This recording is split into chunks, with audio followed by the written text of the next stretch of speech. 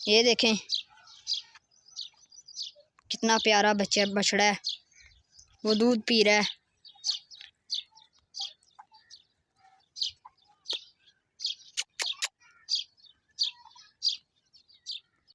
अब उसका दूध निकालने लगे हैं।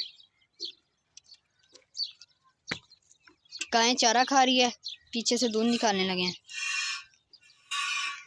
दूध निकलना शुरू हो गया है और आप ये देख सकते हैं चाचू अपनी भैंस का दूध निकाल रहे हैं। देख सकते हैं आप।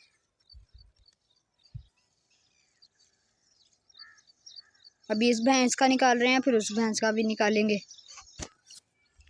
ये देखें खालिस और तगड़ा दूध होता है इनका,